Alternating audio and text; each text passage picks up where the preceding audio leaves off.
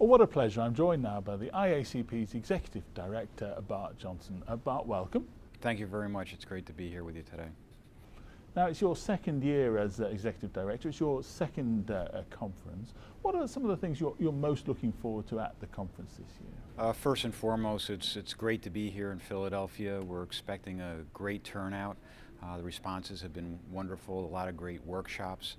And some of the things that are going to be discussed this year is officer safety and wellness. And Stephen, you may remember last year that we announced the new center being stood up, so a lot of progress has been made. And our number one goal is to prevent injury and death to law enforcement through training, awareness, and also equipment. So we're going to be highlighting that quite a bit.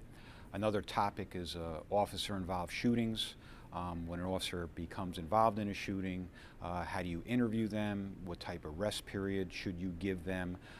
The issues associated with the media and how to respond and how to make sure that you give them the information that they need to get out to the public. And also cyber. Cyber has really become front and center for the IACP and really the country. You see it spoken about all the time within the federal government, and it's very important for state, local, and tribal law enforcement to understand that, number one, it's an issue to be aware on what it looks like if you're being attacked, and also if you are, who do you report it to. So we're going to have plenaries on each of those topics, and we're looking for the dialogue that's going to come from them, and more importantly, the outcomes that will become out of those sessions. Okay, so what are some of the things that are bubbling up at this year's conference that perhaps haven't been talked about before? I think because of the Boston incident on April 15th of this year, the tragedy and the loss of life that occurred out there, I think that's going to be spoken about much more. You may remember over the past several years that terrorism, we've become complacent. Generally speaking, not necessarily law enforcement, but the public and the attention. So that incident put it right center for many people.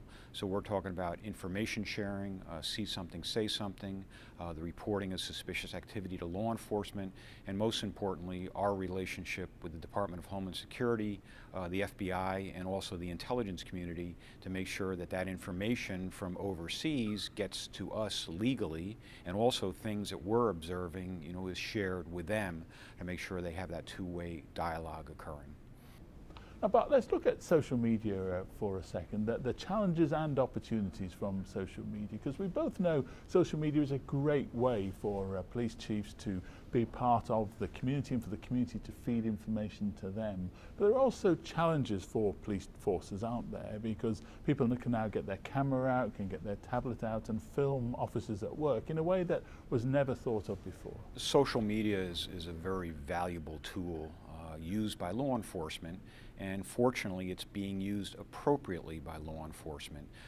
They're following the law, the regulation, the policies. In fact, the IACP has developed a number of model policies on how to retain the information, how to store the information, and how to purge the information at the right time. So yeah, in the public side there is some concern, but having said that, they should not be concerned because it's being managed appropriately by law enforcement. And the positive side of it, the very positive side of it, just look what happened in Boston and how all those cameras were brought together, and very quickly the two perpetrators were identified. That information was sent out to law enforcement. They were apprehended. One lost his life. The other young man was later apprehended. And that's because of the tool of social media. So it's a great tool, but law enforcement needs to be very mindful of the privacy that goes along with it, which I truly believe they are. So Bart, away from the conference, what's your agenda for next year as Executive Director of the IACP?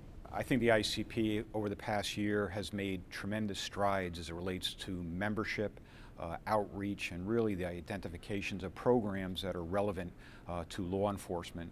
I mentioned one earlier, which is cyber, and the other one is countering violent extremism. Like, once again, what happened in Boston. So we're going to focus on that, those two programs, and we're also going to do a lot more outreach, because there's a lot of other police chiefs and colonels and sheriffs that may not really fully understand the resources and how IACP advocates for them and try to identify issues that are over the horizon that are coming at them. So we're trying to recognize those and address solutions to help them do their job better.